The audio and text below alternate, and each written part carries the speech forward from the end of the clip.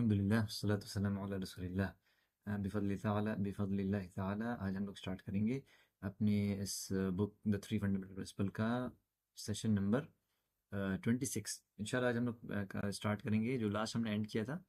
जो बात चल रही थी इस टॉपिक के बारे में थोड़ा बता देते हैं, उसके बाद से कंटिन्यू करते हैं। टॉपिक क्या है? यहाँ पर चल रही थी रिलायंस के बारे में बात चल रही थी कि अल्लाह पे तवक्कुल रखना, और उसमें हम लोगों ने डिस्कस किया था लास्ट वीक में कि तवक्कुल और तवाक्कुल के बीच में फ़र्क क्या होता है। तवक्कुल यानी अल्लाह पे, यानी अपना जैसे टाई और कैमल, यानी आप अपना काम करें, टाई और अपने ऊँट को बांध दें, ठीक है। और फिर अल्लाह पे तवक्कुल करें कि अल्लाह ताला उसकी हिफाजत करेगा, लेकिन ऊँट को बांधना ज़रूरी है। लेकिन एक तवक्कुल वाला शख्स ये होगा कि वो ऊँट वैसे ही छोड़ देगा और कह देगा नहीं अल्लाह ताला उसकी हिफाजत करेंगे, और ये नहीं सोचेगा कि ऊँट ऊँट तो कहीं भाग सकता है, ठीक है। तो उसके बाद से फिर हम लोग पेज नंबर 149 स्टार्ट करते हैं। यहाँ पर जो आयत का जिक्र हो रहा है उसमें लिखा हुआ है कि ओ मूसा, इस लैंड में, इस ज़मीन में जो लोग हैं बहुत ज़्यादा ग्रेट, बहुत ज़्यादा इनके पास ताकत है, और फिर हम लोग इसमें नहीं घुस सकते हैं जब तक कि यहाँ से निकल ना जाए, और फिर जब वो निकल जाएंगे तो हम इसमें दखल देंगे। ये कौन कह रहा था? मूसा अलैहिस्सलाम की कौम कह रही थी, बहुत जैसे डरपोक लोग थे, तो वो नहीं घुसे। लेकिन और फिर उसके बाद से उन्होंने ये कहा कि ऐसा है कि तुम और तुम्हारे रब जाए और लड़ाई करें और हम यहीं पे बैठे रहेंगे। मतलब इतनी इतनी, मतलब क्या बताएं, इस हालत पे पहुंच गए थे लोग कि इस तरह की बात करती है, यही जो बनी इसराइल जो आज जो यहूदी हैं, ठीक है। तो फिर मतलब उनका कहने का मतलब ये था कि ये हमारे लिए बिल्कुल सही नहीं है कि हम लोग जाएं, ठीक है। और कैसे भी तुम कह सकते हो कि हम इस ज़मीन पे जाएं और लड़ाई करें, यहाँ पर इतने ताकतवर लोग हैं, बस तुम और तुम्हारे रब जाके फाइट करें। और फिर बहुत ही रूड, मतलब एक अपने नबी से कोई ऐसे बात कर सकता है? तो इसीलिए उस वक़्त क्या हुआ कि 2 बहुत ही अच्छे इंसान जो उस कौम के थे वो खड़े होते हैं, और वो कहते हैं, जो अल्लाह से, मतलब कुरान का जिसमें आयत में जो ज़िक्र आया है कि जो 2 जो रिजाल जो आदमी थे जो अल्लाह से डरते थे, और अल्लाह ताला ने उनके ऊपर अपना फ़ज़ल किया हुआ था। तो वो ये कहते थे कि तुम जो है ना बस दरवाज़े से दाखिल हो जाओ, और जब तुम अंदर हो जाओगे ना तो तुम्हारी विक्ट्री हो जाएगी, यानी बस तुम्हें दाखिल होना है। ये तुम्हारा पहला काम ये है कि मतलब बस इतना कर दो कि तुम दाखिल हो जाओ गेट के, और फिर अल्लाह पे तवक्कल। फिर लास्ट में जो आयत में आता है, जो मतलब जो आयत ज़िक्र करने का मकसद ये है कि बस अल्लाह पे तवक्कल करो अगर तुम सही में मोमिन हो। लेकिन उससे पहले जो बात आई कि ये था कि भाई पहला तुम अपना काम कर लो कि तुम assort them from the gate, gate से दाखिल हो, और जैसे ही तुम अंदर हो जाओगे ना विक्ट्री तुम्हारी हो जाएगी। इतना आसान काम था, कुछ करना नहीं था, लेकिन वो लोग ये सोच रहे थे अरे इतने अंदर मजबूत लोग हैं, कैसे हम क्या कर पाएंगे, हम तो इतने कमज़ोर हैं, ये सब कुछ नहीं। तो यहाँ पर वही बात लिखी हुई है कि यानी कि जो नेसेसरी मेजर, जो जो चीज़ें ज़रूरी हैं उनको तुम उसको उसको उसको अख्तियार करो, ठीक है। और उसके बाद से जो है इसी इसी यही उसी के ज़िम्न में, उसी के अंडर में आता है कि तुम, जैसे कि तुम्हारे नबी ने तुम्हें ऑर्डर किया है, तुम घर दाखिल हो जाओ। तो कहते हैं कि ये जो इन दोनों में से इन जो 2 लोग थे, इनमें से एक जो था इनका नाम यूशा इब्न नून था।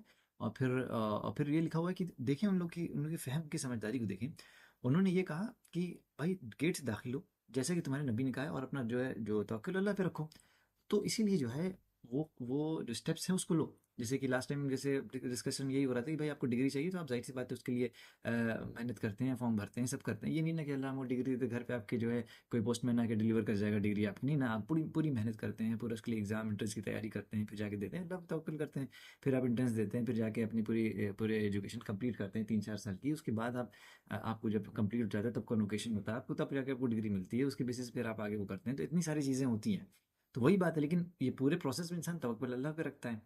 तो वही बात यहाँ पे लिखी हुई है कि अपना जो है जो जैसा कहा गया वैसा करो, और तो तवक्कुल अल्लाह पे रखो। यहाँ पर उस तरह से भी नहीं करना है कि जिस तरीके से एथिस्ट या जो नॉन मुस्लिम कहते हैं कि नहीं, यू मतलब your life is what you make it, यानी जो तुम सभी हो, तुम you are the one who create your destiny. आप अपनी डेस्टिनी खुद बनाते हैं, ये सब फालतू की बातें हैं। इंसान बस सोचता है कि हम तो ज़ीरो हैं, हम बस अपना काम कर रहे हैं, अल्लाह ही ताला हमको इस पे वो अल्लाह पे तवक्कुल पूरा रखे हुए हैं। फिर यहाँ पे लिखा हुआ है कि यहाँ पर जो ये बात बात बहुत इंपॉर्टेंट है कि इस आयत में जो कमांड है कि अपना ट्रस्ट और रिलायंस तो अल्लाह पे रखो, यानी अपना अपना तिक़ा, अपना अपना जो तवक्कुल योगा है वो अल्लाह पे रखो। और ये कंडीशन ईमान की, ठीक है। ये बिल्कुल एक ईमान कंडीशन है, और यहाँ पर ऐसे रिमाइंडर है आप लोग के लिए, क्योंकि और फिर ये भी एक वार्निंग है against the path of those believed, यानी कि जिस तरीके से वो लोगों ने हरकतें की, बनु इसराइल ने जो मूसा अलैहि सलाम के साथ जो जिस तरीके से उन्होंने हरकत की, तुम ना करो ये यहाँ पर ये बात समझ में आई। और फिर यहाँ पर और ये भी बात बताई जा रही है कि मोहम्मद सल्लल्लाहु अलैहि वसल्लम के लिए एक तरह से कंसोलेशन था। और ये बताया जाता है कि he wasn't the first of the messenger to have their speech, यानी कि सिर्फ आप ही नहीं है जिनकी जो है स्पीच, जैसे जाहिर सी बात है जब आप सल्लल्लाहु अलैहि वसल्लम बहुत ज़्यादा जब उनको रिजेक्ट किया जाता था, बहुत गमगीन हो जाते थे, तो ये आयत एक तरह से कंसोलेशन है कि आपसे पहले मूसा अलैहि सलाम पर भी बहुत ज़्यादा उन्होंने तकलीफ अपने कौम के ज़रिए झेली। फिर जो अदर वर्स में आता है कि अल्लाह फतवक्कलू इन कुंतुम मुमिनीन, यानी कि जो भी फिर 100 प्लस मतलब जैसे नहीं नहीं, ये ट्रांसलेशन थोड़ा सा यहाँ पर गलत है। यहाँ पर हम बात कर रहे हैं, यहाँ पर जो लिखा हुआ है वो अल्लाह फतवक्कलू इन कुंतुम मुमिनीन। यहाँ पर असल में बेसिकली जो अरबिक होना चाहिए इसका इसका ये जो इंग्लिश ट्रांसलेशन के हिसाब से कि वमन यतवक्कल अल्लाह फहुव हस्बुह, ठीक है, जैसे कि लास्ट में सूरे जुज़ 28 में आया है। तो यहाँ पर ये है कि जो भी अल्लाह पे अपना रिलायंस रखता है, ओके, और ट्रस्ट रखता है, तो अल्लाह ताला उसे सफाइस कर देंगे, यानी उसको अल्लाह ताला उसके लिए काफ़ी है। बस मतलब अल्लाह ताला से काफ़ी रहते हैं जो भी है, यानी उसको किसी थर्ड पर्सन की ज़रूरत नहीं है। तो फिर ये लिखा हुआ Allah the most promises those who praise, यानी कि अल्लाह ताला ने वादा किया हुआ है कि जो भी अल्लाह पे तवक्कुल रखेगा, भरोसा रखेगा, अल्लाह ताला उसको उसके लिए काफ़ी हो जाएगा। उसको किसी भी चीज़ की ज़रूरत नहीं है, बस वो अल्लाह पे भरोसा रखे, खौफ किसी से ना खाए, कुछ ना अपना काम करता रहे और फिर अल्लाह पे भरोसा रखे वो। ठीक है, इंशाल्लाह यहाँ से काशिफ स्टार्ट करेंगे। नेक्स्ट जो हमारा पॉइंट है कि फर्वेंट डिजायर या कह सकते हैं कि रहबा का सबूत क्या है, या रहबा मतलब ड्रेड, मतलब ड्रेड फियर का मतलब हो गया बहुत शदीद किस्म का खौफ, द फीलिंग ऑफ ड्रेड, कि इंसान को लगे कि अब तो एकदम हम ट्रैप्ड हो गए, कुछ नहीं बचा। रेवरेंस इन ह्यूमिलिटी मतलब खुशू is the saying of Allah the most high. तो तीन चीज का यहाँ पे एविडेंस की बात हो रही है, एक रगबा की बहुत ज्यादा इंसान का डिजायर, दूसरा हद से ज्यादा जो खौफ, और फिर उसके बाद खुशू की बात हो रही है। इसका क्या तुम्हारा सबूत है? स्क्रॉल करना थोड़ा। यहाँ पे जो सूरह अल अंबिया की आयत नंबर 90 है कि वो जो है अपने एक्ट्स ऑफ डिवोशन जो था और ओबीडियंस ऑफ अल्लाह की तरफ जो कह सकते हैं ओबीडियंस दिखा रहा था, तो उसमें जल्दीबाजी करते थे। They used to hasten to the acts of devotion obedience to Allah and they used to worship Allah upon love and desire upon clear and reverent and humble before Allah. मतलब कहने का कि नेकी का काम करने का या कोई ऐसी बात है जहां पे अल्लाह की तरफ डिवोटेड होना चाहिए इंसान को, दीप में दिखाने के लिए हम ओबीडियंट हैं, तो वो उस काम में जल्दी करते थे, उसको टालते नहीं थे। और इबादत में जो है वो मोहब्बत के साथ, और उस इबादत को उनके अंदर डिजायर भी था कि नहीं हमें करना है, किसी के खौफ से, थर्ड पार्टी के किसी को बोलने से नहीं, उनको खुद की ख्वाहिश थी कि नहीं हमें ये इबादत करना है। और उनके अंदर डर भी रहता था अल्लाह का, और at the same time humility भी थी इंसान को, उनको पता था कि एवरीथिंग इज फ्रॉम अल्लाह। ठीक, अगर हम इबादत कर भी पा रहे हैं तो अल्लाह की तरफ से तौफीक है। नीचे, ठीक है। रगबा और ड्रेड जो है are opposite of one other, ठीक है। और रगबा जो है डिजायर एंड इम्प्लोरेशन, और रहबा जो है वो खौफ होता है। बड़ा स्ट्रेट फॉरवर्ड चीज, इसमें कुछ ऐसा जो नहीं बड़ा डीप में एक्सप्लेन करना पड़ेगा।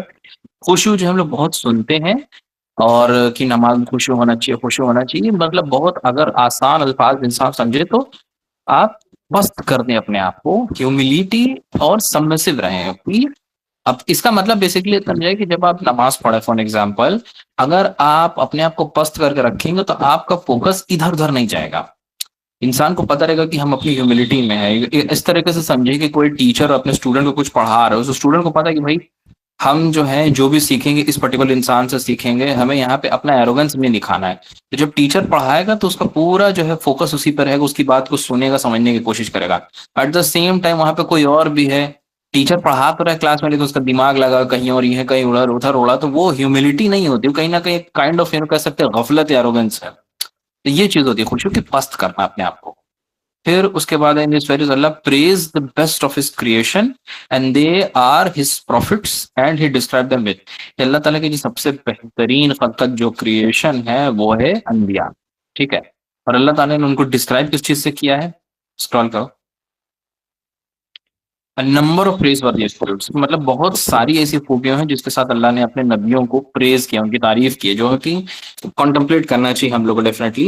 अब पहला पॉइंट इसमें क्या है कि वो नेकी और ओबीडियंस के काम में जल्दी करते थे, मतलब कि नेक अमाल करने में वो टालते नहीं थे, एकदम फटाक से वो काम करते थे।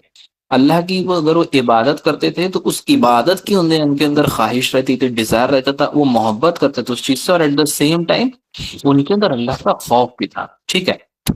तो ये कॉम्बिनेशन है दोनों चीज का कि डिजायर भी है और खौफ भी है। स्ट्रॉन्गर ईमान is in the servants heart than the greater the fervent desire and dread. वो बेसिकली ऑब्वियस सी बात है कि जिसका ईमान जितना मजबूत होता है उसका डिजायर और खौफ जो है उसी लेवल का हो। और अल्लाह को जब वो पुकारते थे तो इस उम्मीद से पुकारते थे और खौफ भी रहता था उनके अंदर, ठीक है। ये बड़ी स्ट्रेट फॉरवर्ड सी बात है। और स्क्रॉल करना नीचे। तीसरा एट्रीब्यूट क्या है कि वो खुशू मेंटेन करते थे अपना, मतलब अल्लाह के सामने अपने आप को हम्बल रखते थे। उनके अंदर ये नहीं कर सकते आप कि कोई एरोगेंस की, घमंड की या गफलत की कोई ऐसी चीज नहीं थी। उनको पता था कि जो भी अच्छी चीज उनकी जिंदगी में हो रही, जो भी है कदर है, वो सब अल्लाह की तरफ से होता है। और खास तौर पे जब नमाज पढ़ने के लिए खड़े होते थे तो वो मतलब इट्स लाइक कि एक फकीर समथिंग है अल्लाह के सामने खड़ा है जिसको जरूरत है, ठीक है। अपनी उस नीड को लोग समझते थे कि उन्हें अल्लाह की कितनी जरूरत। there are attributes of awliya, and whenever an attribute of there is mentioned, then this is the command to imitate them। कि कभी भी अगर औलिया इकराम की बात आती है तो ये जो ऊपर कमांड जिसके बारे में अभी हम लोग ऊपर पढ़ा, इसी के बेसिस पे हो। Just like whatever the dispraise were the attributes of the wretched and the,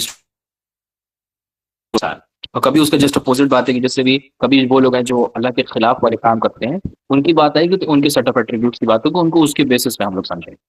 फिर so the mentioning of the praiseworthy attitudes in the indirect command to perform them and imitate those who possess them।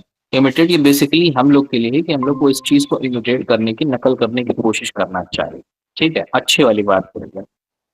और उसके बाद क्या है, and mentioning of the foul attributes, जिससे कि इंसान अपने आप को बचा सके, उस चीज को क्या कहते हैं इमिटेट ना करे, वॉन्ड रहे और दूसरे को भी बताए कि ये काम नहीं कर रहा है, ठीक है। इंशाल्लाह आई थिंक हम नेक्स्ट अपना इंशाल्लाह स्टार्ट करेंगे, अभी अदीब स्टार्ट करेंगे ऐसे। अल्लाह वबरकातुहू। आवाज आ रही? हाँ, आ रही। तो क्या कहते हैं, जैसे कि एक ही सेकंड। हाँ ठीक है। तो यहाँ पे मतलब शेख रहीमुल्लाह क्या कहते हैं, कसे अल्लाह का मतलब अदब और अजमत की वजह से पैदा होने वाला डर की बात कर रहे हैं। तो अल्लाह सुब्हानहू तआला फरमाते हैं सूरह अल-बकरा की आयत नंबर 150 में कि उन लोगों से मत डरो बल्कि मुझसे डरो। मतलब खशिया क्या है तो उसके बारे में है कि उलमा के मुताबिक जो खशिया है ऐसा डर है जो अल्लाह की अजमत, कुदरत और मतलब अल्लाह की जो अजमत है, कुदरत को जानने से पैदा होती है। मतलब अल्लाह ताला सुब्हानहू तआला के एट्रीब्यूट्स मतलब जब जानते हैं तब वो जो डर पैदा होता है, खौफ पैदा होता है, उसको खशिया कहते हैं। मतलब जितनी ज्यादा अल्लाह की पहचान और नॉलेज होगी उतनी ही ज्यादा खशिया दिल में होगी। और इस आयत का मतलब ये है कि अगर कि जो लोग हैं वो आपकी मुखालफत करते हैं, मतलब करें या धमकी दे, तो उनसे डर कर अल्लाह के हुक्म को ना छोड़ो। असल डर और अदब सिर्फ अल्लाह का होना चाहिए।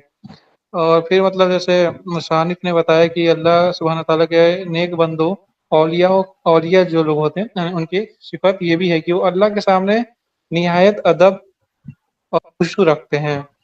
यानी मतलब उनके दिल में अल्लाह की अजमत के सामने झुके हुए होते हैं। उनके जो दिल होते हैं अल्लाह की अजमत के सामने झुके हुए होते हैं। वो मतलब तकब्बुर या किसी टाइप का घमंड नहीं करते हैं, मतलब बल्कि अल्लाह से डरते हैं, उनकी उसकी रहमत की उम्मीद रखते हैं और मतलब उसकी इताअत भी करते हैं। फिर एक मतलब इम्पोर्टेंट पॉइंट है इसमें कि कुरान में जब जब नेक लोग की मतलब सिफत बयान की जाती है तो ये हमें उनकी मतलब पैरवी करने की दावत होती है। और जब मतलब बुरे लोग की सिफत बयान की जाती है तो मतलब हमें उनसे बचने की तनबीह होती है। फिर एक मिनट, खशिया का मतलब यही हो गया, मतलब ओवरऑल एक्सप्लेन करें तो कि अल्लाह की अजमत को मतलब जान कर पैदा होने वाला डर होता है। और मतलब जो फिर उसके एक और पॉइंट है कि मतलब मोमिन लोगों से ज्यादा अल्लाह से डरते हैं। और जो औलिया मतलब अल्लाह की सिफत है वो ये है कि मतलब अल्लाह के सामने कुछ प्यार करते हैं। जो औलिया जिनको कहा जाता है उनके ये एट्रीब्यूट्स होते हैं कि वो अल्लाह के सामने खुशू मतलब इख्तियार करते हैं और क्या कहते हैं कुरान पे पैगाम लाते हैं। एंड बस यही तक था शायद। ओके, इंशाल्लाह स्टार्ट करेंगे यहाँ से अब्दुल समद। अगली लाइन में बताया गया है कि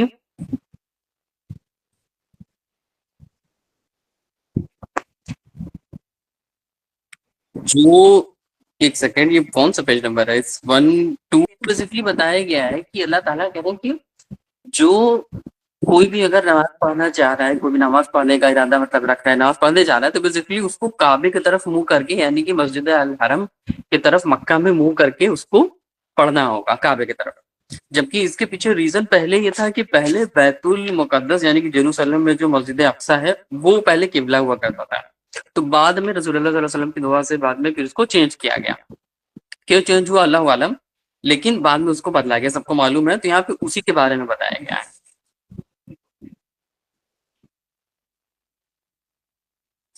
सेकेंड। हाँ, अब रसूलुल्लाह सल्लल्लाहु अलैहि वसल्लम जब मदीना में आए तो मुस्लिम लोग उस तरफ एक डायरेक्शन में बात उसके अराउंड थोड़ा सा फिर ये बहुत मतलब मेजर इवेंट था बहुत ज्यादा, क्योंकि किबला सब लोग मालूम है किबला की अहमियत क्या है, सारे मुसलमान लोग एक ही डायरेक्शन में फेस करके मतलब पढ़ते हैं। तो ये था। अब अल्लाह ताला ने इसको क्यों चेंज किया? एक तरीके से टेस्ट ऑफ ओबीडियंस था कि अल्लाह ताला मतलब चाहते थे टेस्ट करना, देखना कि कौन अल्लाह ताला की बात को मतलब मान रहा है, ओबे कर रहा है ट्रूली। सिंसियर बिलीवर वही है जो अल्लाह ताला की बात को माने, भले उसको पूरी तरह से समझ में ना आए उसकी विजडम, उसके पीछे का लॉजिक, लेकिन बस मान ले। जैसे फॉर एग्जांपल, अगर अल्लाह ताला का कमांड है कि तखना खोल के रखो, उसको ढांको मत, भले कुछ लोग को लगे कि अरे ये तो फालतू है, ऐसा है वैसा है, लेकिन नहीं। अगर अल्लाह ताला कह रहे हैं कि तखना खुलेगा मतलब खुलेगा, उसमें अपना लॉजिक और अपना दिमाग नहीं लगाना है। फिर हाँ, फिर उसके बाद इस चीज को मतलब मुसलमान लोगों ने उसको फॉलो किया, अडॉप्ट किया, और उसका मुंह जो मतलब किबले का डायरेक्शन है वो चेंज हो गया फेस। अब इसके बाद यहाँ पे इससे ये भी साबित हो गया जो जो असली बिलीवर है, ट्रू बिलीवर है, वर्सेस जो हिपोक्रेट है, वो भी मतलब उसमें एक तरीके से आइडेंटिफाई मतलब छट गए एक तरीके से। क्योंकि कुछ लोगों जो है उन्होंने इस्लाम को बाहरी तौर पे खाली एक्सेप्ट किया, अंदर से नहीं। तो जब किबला चेंज हुआ तो लोग मतलब क्वेश्चन करने लगे, कमांड मतलब हुआ कि नहीं ऐसा क्यों। लेकिन जो ट्रू बिलीवर थे उन्होंने उस चीज को इमीडिएटली मान लिया। अब काबे की भी अपनी अहमियत है। काबा सबको मालूम है, इब्राहिम अलैहिस्सलाम ने, इस्माइल अलैहिस्सलाम ने, साहब ने मतलब बनाया है, और इस पहला मतलब अल्लाह का घर है जहाँ पे वर्शिप हुई। तो वो भी चीजें हैं। और जू का रिएक्शन अगर बताएं तो जू लोग भी मतलब इससे काफी ज्यादा डिस्टर्ब थे, क्यों ऐसा हुआ, why the Muslim turn their face to the Kaaba, जबकि मतलब वो इधर की तरफ मुंह करके पढ़ते थे। पर्पस नॉलेज सीख करना नहीं था, ताकि बस मुसलमान लोग को कंफ्यूज करना, परेशान करना, ये उनका मेन मकसद था।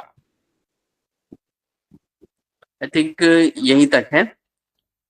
ओके, इंशाल्लाह आज का सेशन यहाँ पर हम लोग फिनिश करते हैं। नेक्स्ट सेशन में बिइज़्निल्लाह ताला हम लोग स्टार्ट करेंगे पेज नंबर 147 से, जिसमें जो टॉपिक है अल इनाबा। ठीक है, तो एज ए समरी हम बता दें कि आज जो इबादत की जो डिफरेंट डिफरेंट टॉपिक्स जो कवर हुई हैं, पहले तो तवक्कुल हुआ, उसके बाद से फिर खशिया है, फिर उसके बाद से रग़बा रहबा, ये सारे जो है इबादत के पार्ट हैं।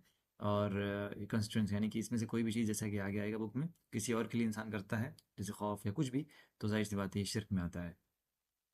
तो जज़ाकमुल्लाह खैर, इस वीडियो को सबके साथ शेयर करिए। अस्सलाम वालेकुम रहमतुल्लाहि व बरकातुहू।